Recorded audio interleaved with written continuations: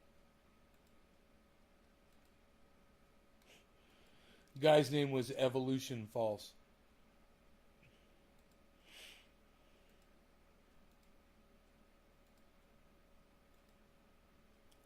Oh my God, Cindy Bin 2001, guys. Holy shit. Oh my God, that is an old. Oh, that's my first troll, I think. I forgot about her.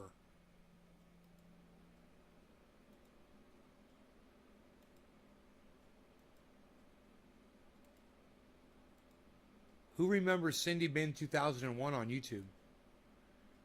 Dude, she got into dolls, and it got so fucking weird. Let me see if she's still there. I forgot all about her. All eyes, Cindy Bin 2001.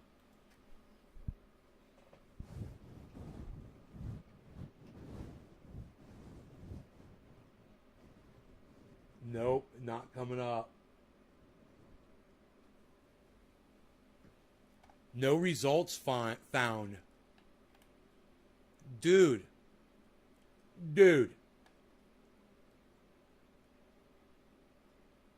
No, she had an agency wipe her off of YouTube because I covered her on YouTube. I'll fucking find it. I'll find it on my YouTube channel. I'll search it on my goddamn channel.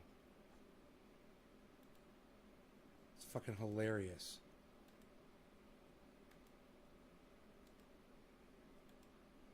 J-Bone.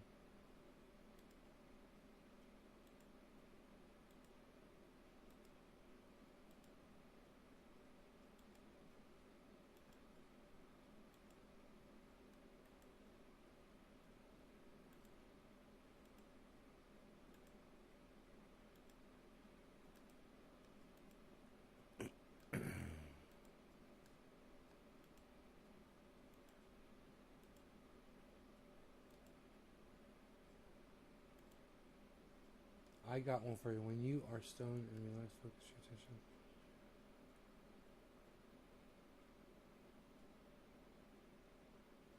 That's just meditation, Matt. I mean, Octo, I'm sorry. I'm looking at somebody named Matt.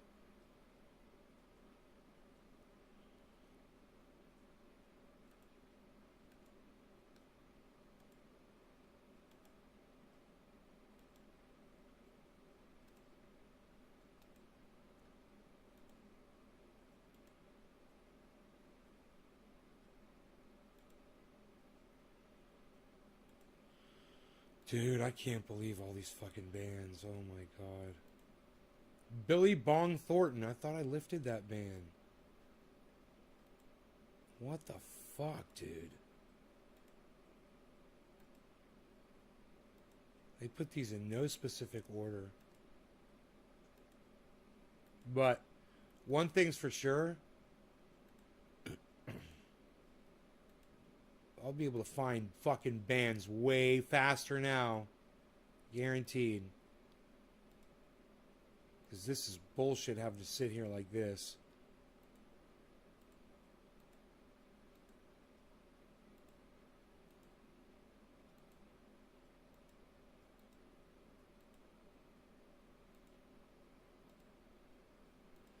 All I'm saying is this shit better go through.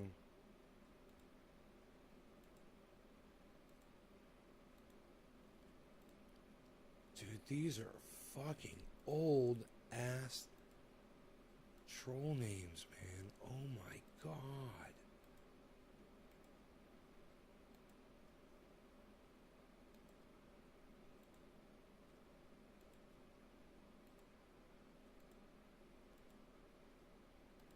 All of 4-name guys, troll names.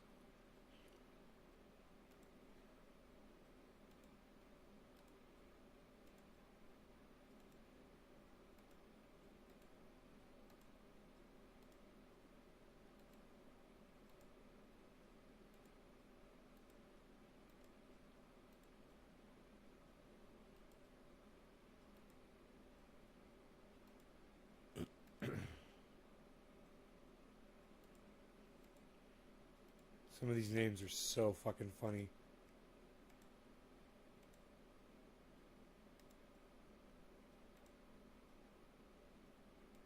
Nay, Reich. I thought I already deleted that one. Huh. Dude. Why are...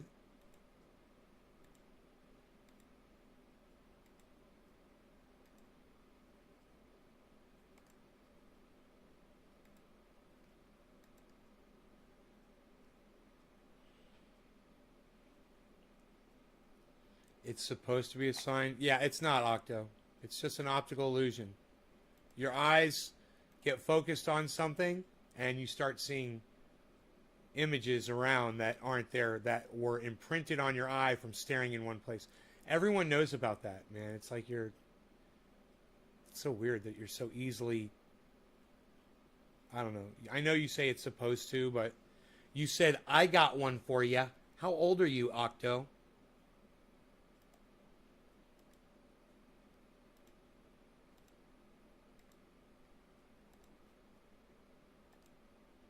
The reason I'm asking how old you are, because it just doesn't seem like... If you would assume that people don't understand...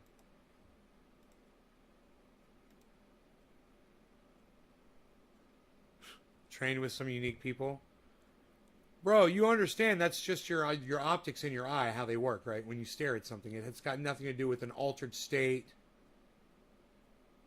or an energy system. There's no energy system, right? You understand that, right? You're not seeing energy, right? You understand that, right?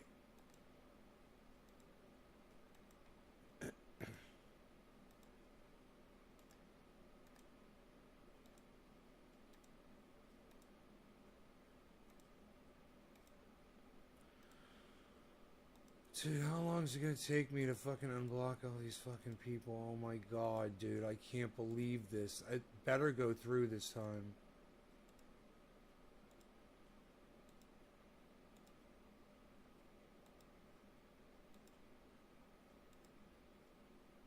I wonder how many people watch this, people from behind virtual private networks, so they're actually watching live, but it doesn't count as an actual viewer. And they can't chat because they're not logged into YouTube. But they're actually watching it. I wonder how many people do that.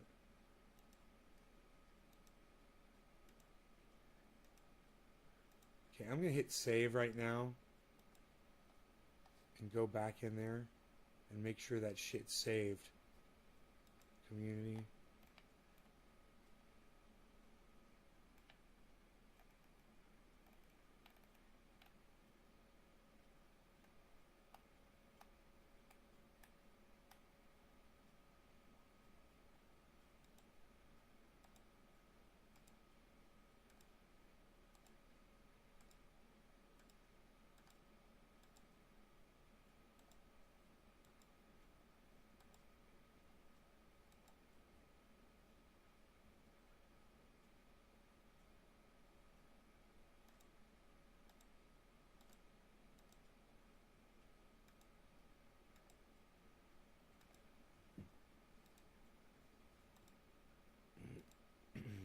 Someone else with that energy thing. Russell Brand with his energy. We share a common energy on a common vibration. You can harness the energy. You can use it to fucking blah, blah, blah, blah, blah. It's from fucking movies. Stupid religious bullshit.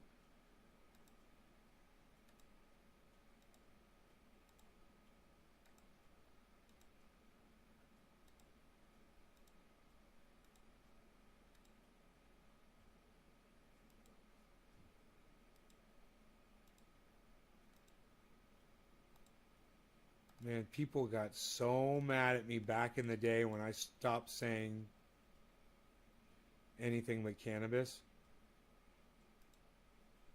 Holy shit, all the names, you could tell how pissed off people were.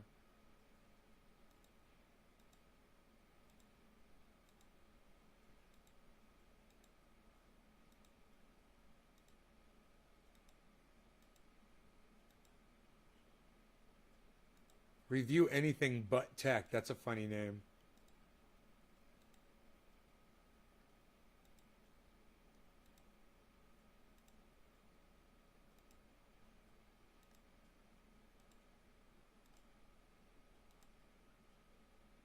Dude, Cindy Bin has been removed from fucking YouTube completely. We got to do a whole show about that. She had a whole dolls fucking channel, man. It's fucking hilarious. Dude, Cindy Bin used to fucking take her dolls and make her husband push them around in a carriage in Walmart. She literally had videos of that up on her channel. She was the biggest laughing stock of YouTube.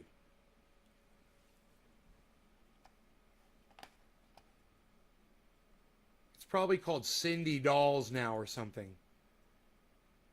Here, let me try that.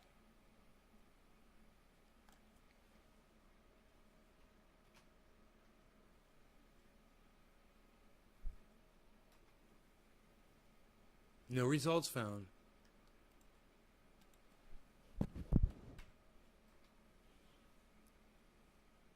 No results found.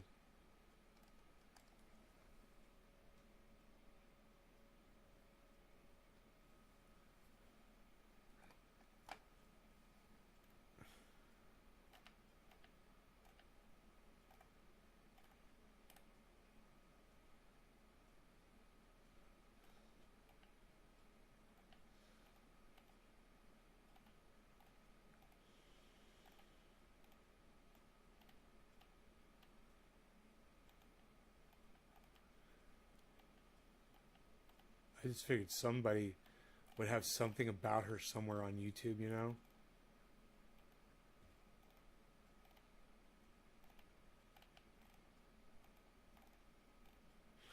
Dude, I'm going to go to my channel and I'm going to find it.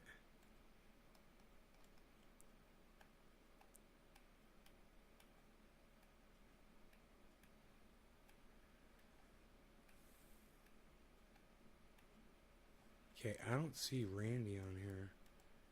There's so many bands.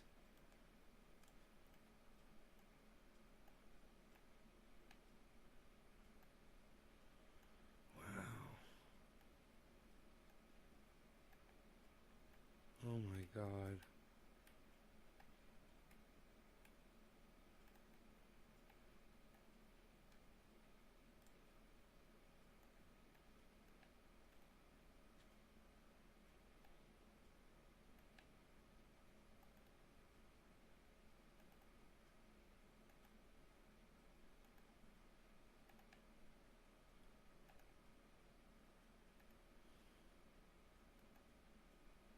Okay. I don't see you on here anywhere. But I'm going to delete all of these blocks. Eventually.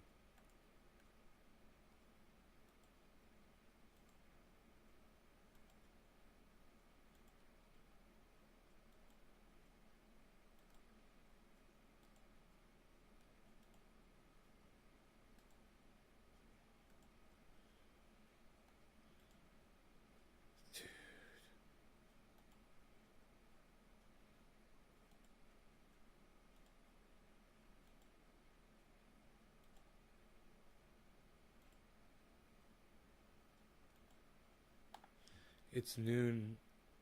I haven't eaten yet.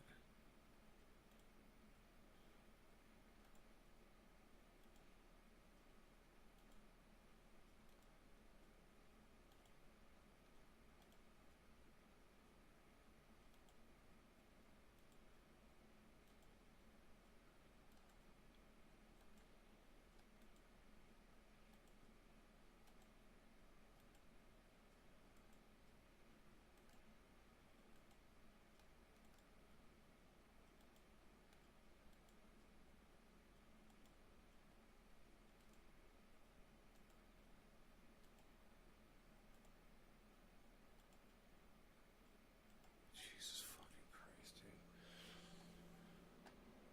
Cindy Bin. No, I'll find her here. Check this out. I'll find her. Hold on. I'll find her on my channel.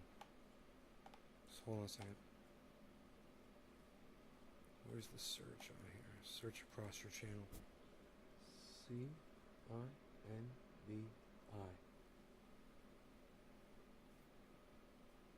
Video 0.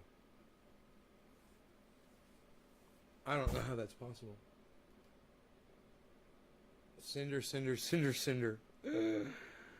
Oh, that's funny. Huh, no Cindy bin. Maybe I spelled it with a Y. Nope. Let me put dolls. One trendy dollop. No. Let me type crazy lady. No. Crazy woman. Crazy Roxer. Still watching the show.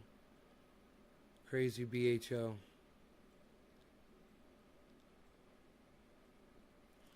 Oh, these are only streamed videos. Oh, wait, whoa, whoa, whoa, whoa, whoa, whoa, whoa, whoa, whoa, whoa, whoa, whoa, whoa, whoa, whoa, whoa, whoa. Okay, hold on. Uploads. Yeah, uploads. Huh. No, it didn't come up.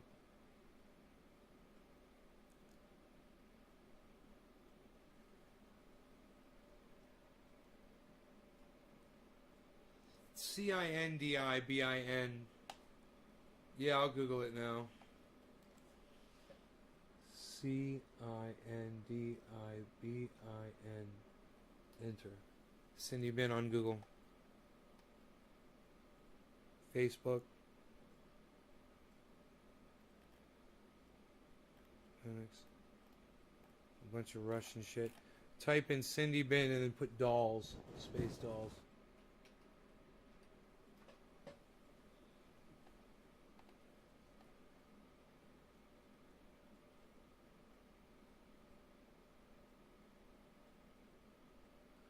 I fucking found something. Official CBD News. The website's under maintenance. She had it taken down, man. She literally had a company go around and clean her off the internet. You could pay someone to do that shit. They'll do that shit. They'll remove every trace of you off the internet. That's what she did. She was getting so much hate from people that I literally Generation Dolls. I think she was into one specific kind of doll. It was like called a, I don't know. They were like really lifelike dolls. Really weird, man. She was really into it. It's so funny the way she had her husband all indoctrinated.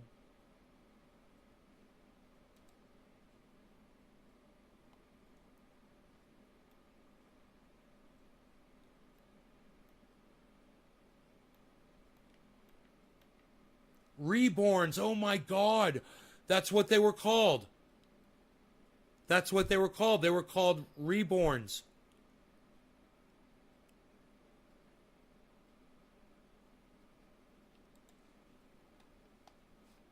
They were called Reborns. I found a video about them. Hold on.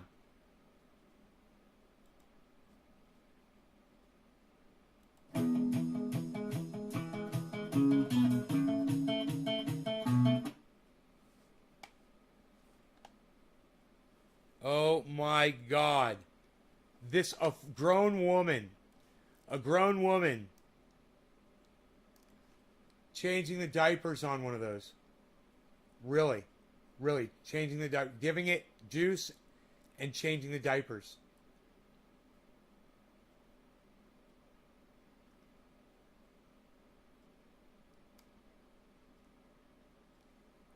Fucking psychotic.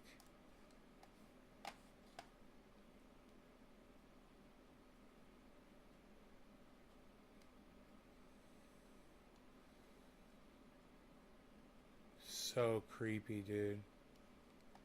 It is so creepy. This commercial is so creepy.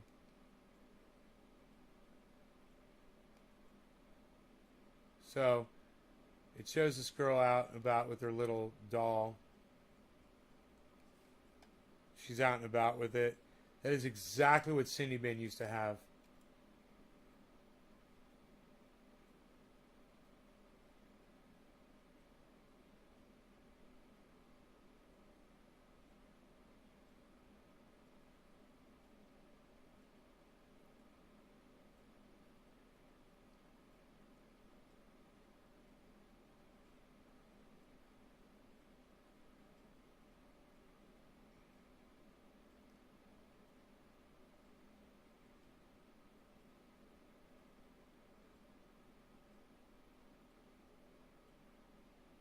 Dude, look at that little girl go to sled down that goddamn hill. Look at her go.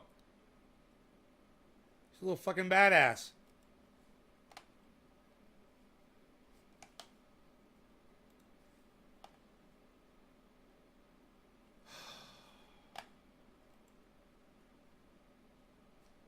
Reborn. Dude, if you type in Cindy Reborn, I wonder what comes up.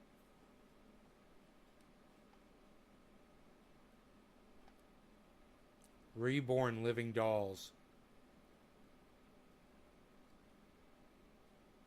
This woman put her fucking address on her goddamn YouTube. Oh my god. Oh, it's a P.O. box, my bad.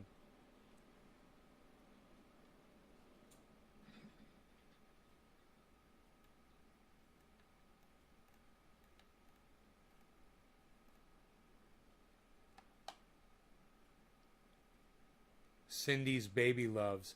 There's another woman named Cindy on YouTube who has these reborns. You type reborn, Cindy, Cindi.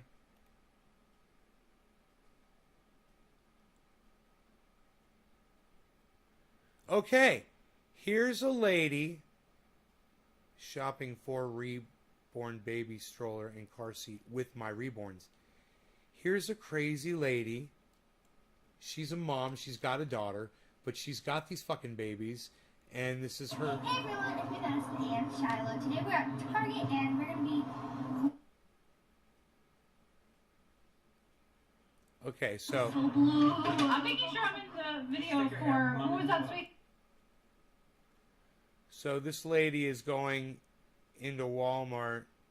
I think those are called boots. Yes, those are called boots. We're gonna for, oh my god. These ones light up. Matt. So they're in Walmart pushing a little infant. Kennedy and Gary, just be careful not to touch that. It looks like some germs. Look at little sweet Shiloh Lovinsky. This one. Does this lift up a little bit? Like, how do you keep it? I think it's too big and bulky. Look at that big badass stroller they got for that little fucking fake doll. Piece of plastic. A little molded piece of fucking silicone and plastic. And they bought that big ass stroller. Man, and they're shopping in Walmart and they got a kid. You know, they could have been taking that money that they spent on that shit and spending it more on their kid. But this is just insanity. And let me tell you something. That's what Cindy Vin was into. That shit's fucking crazy. That shit's crazy.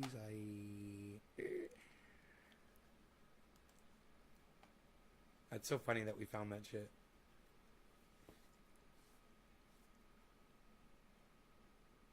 How'd she earn the block? She's anti-cannabis. She used to come in my channel and she used to scream at me. I told her to go fuck herself. It's on one of my videos, man. We could probably find it in the early uploads. But I can't believe I searched my videos and her name doesn't come up at all. I can't believe I didn't have a title with her name in it. But she's been erased, bro, from the internet. That's fucking crazy.